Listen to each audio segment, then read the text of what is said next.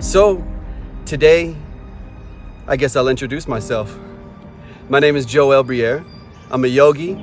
I am a retreat leader, a self-proclaimed experiential theologian, as well as a psychedelic integration specialist. I also teach Vedanta and non-dual philosophy. And today we're going to be speaking about 5-MeO-DMT in the end of your world as you know it. If you look at a piece of art by Monet and stand up close, you're going to see what appears to be a chaotic blur of colors. Take a few steps back. You're going to see this chaos begins to take shape, begins to take order and structure into the definitive figures that he painted. And this can be applied much to the state of the world right now. Look around us. Our world seems to be in turbulence, to say the least. There is chaos like we've never seen before in our lives. For the first time, the entire planet, the first time in our history, the entire planet is in a situation together, and we all realize it, and it's bringing everything up. But this can be a scary thing. The world going through spiritual emergence. When we step back and look at what's happening and get this bird's eye view or a perspective from outside of self, we're able to see this beautiful dissolution in all that it is. We're able to see the beautiful falling away of old stories and old patterns. We're able to see the crumbling as it begins. What does 5-MeO-DMT teach us about this? How can it help us in this? As a lot of people seem to be losing their footing, we're seeing work all across the globe shutting down, relationships dissolving away, personal relationships, romantic relationships, identities, as we have held on to them, seem to be shifting, seem to be becoming elusive and a lot less able for us to stay attached to them. What do we do when everything around us is dissolving? With 5-MeO-DMT in its peak experience, we experience a dissolution, a dissolving of the ego, the default mode network, the self, the individual. 5-MeO-DMT brings up everything around that full surrender. What does it mean to let everything go? What does it mean to have your entire world dissolve around you? Anyone who's had a full experience on 5-MeO-DMT has a palpable, real experience of what this is like.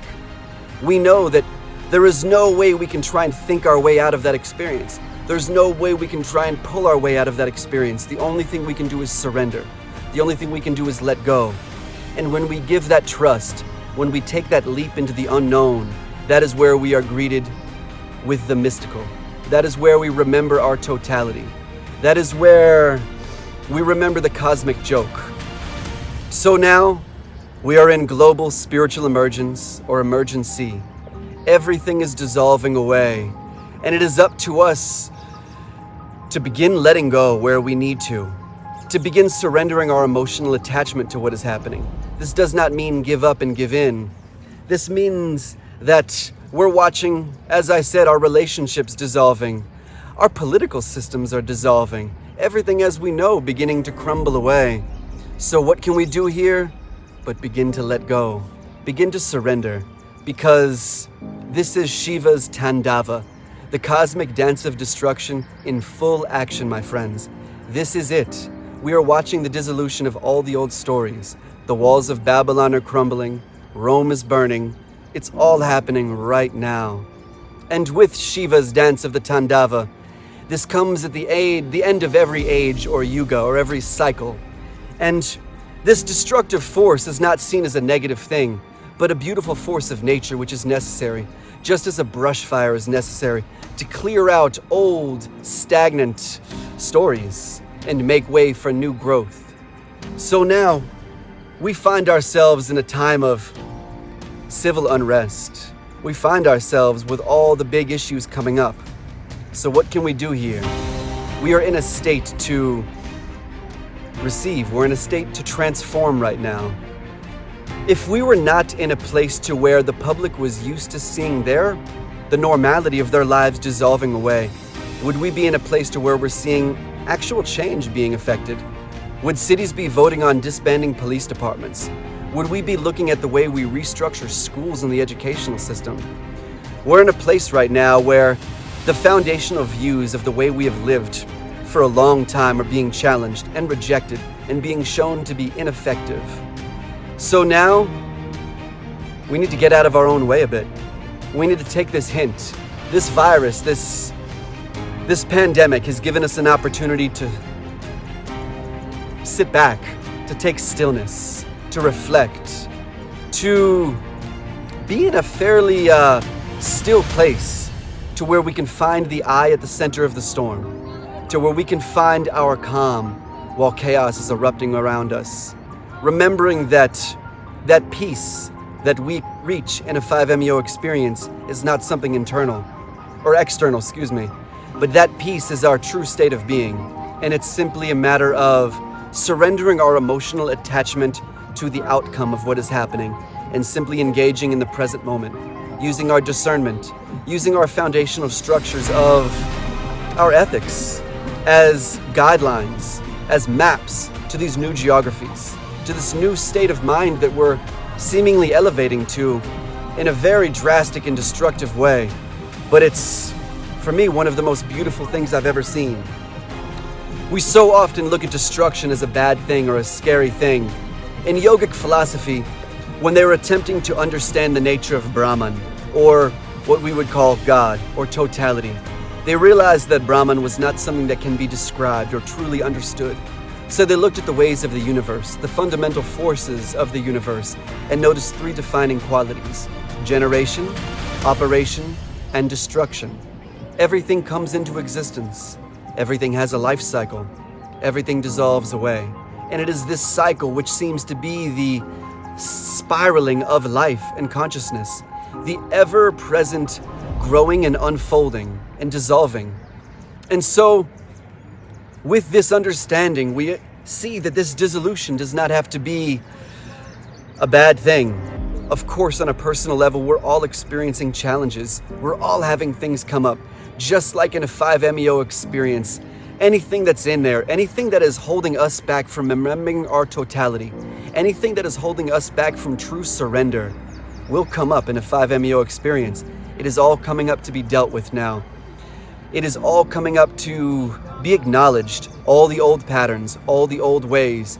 We've been watching new rulers be elected over the past few years that are the exact antithesis of any progress we may have been moving towards. We're watching dictators and narcissistic rulers take over. And this can be looked at as evil taking over, or it can be looked at as the ugly underbelly that has been fairly unrecognized in societies around the globe, coming up to be acknowledged. Because I do not believe that there is inherent evil in this world. All of this stems from suffering. I do not believe that any one person believes that they are evil. We all suffer, and we all take out our suffering in different ways, whether we realize it or not. So all the suffering of the world is coming up to be recognized right now. And it is our chance to acknowledge it, process it, and begin to transmute this energy into new growth, into new creation. This is our individual experience happening at the same time as our meta experience. The individual, the inner and the outer worlds. And as we heal within, we heal collectively. For the first time, as I said, we're all in this together. And it's such a beautiful thing. There is anger amidst. There is sadness, there is grief. But just as that, grieving is a process. And we must remember that anger is going to come up. Emotions are going to be flared. Triggers are going to be set off. And we need to understand that we're all in different processes of grieving, whether we know it or not. Whether we're grieving relationships that have dissolved, whether we're grieving the very systems in which we based our lives on coming to a dissolution, whether we're grieving old paradigms, old stories, any of that, whether we realize it or not, there is a grieving process, and collectively we're going through it. So what can we do? We can be here for one another. We can continue to simply be. We all find our different roles in different ways. There's activism, there's compassionate companionship, there is loving one another, there is inner growth. Finding your way to bring change within yourself and to bring change within the world. The old ways are finding their end. The white patriarchal systems of control are being challenged and being rejected. What comes after? What do we replace this with? I don't think anyone truly knows, but this is where we must acknowledge the beauty of an open road, the beauty of an unexplored future and frontier, where we can all take what we've learned, where we can all take the keys of these different spiritual practices, these different medicines, all the different work all of you have done in yourselves, bring it alive within you. Find out how you can bring your light to shine in a way that inspires and heals others. The more we heal ourselves, the more we heal those around us. And anyone watching this, anyone involved with this particular entheogen in particular, is on a fairly direct path to that, in a very direct process of confronting that which holds us back from separation, confronting that which holds us back from unity. And so we have to be okay now with this confrontational unknown future. We have to be okay with understanding that we may be in the chaotic phase before the order is recognized. There's a beautiful, beautiful quote that has really been helping me by a Tibetan Rinpoche, Chogyam Trungpa, and he says, "The bad news is you're falling through the air with no parachute and nothing to hold on to. The good news is there is no ground." I think this speaks to the boundless nature of our expansion, the boundless nature of our own unlimited consciousness, growing and expanding in ways that are not known, growing and expanding ways that have yet to be understood. So we must be okay with not knowing. We must find our center in these uncertain times. Again, it is about becoming the eye at the center of the storm. It is about finding the stillness within the chaos, finding that compassion when we may not truly be feeling it from others, and really exemplifying what we learned from this powerful sacrament, really showing what we can do here, really showing to the world what fearless self-inquiry can do. So I invite you, each and every one of you, to continue diving deep within yourself. Continue taking out that trash so you don't have to place it on others' doorsteps. The more we work within, the more we find the order within the chaos. The more we practice our surrender, the more we are able to find ease in these turbulent times.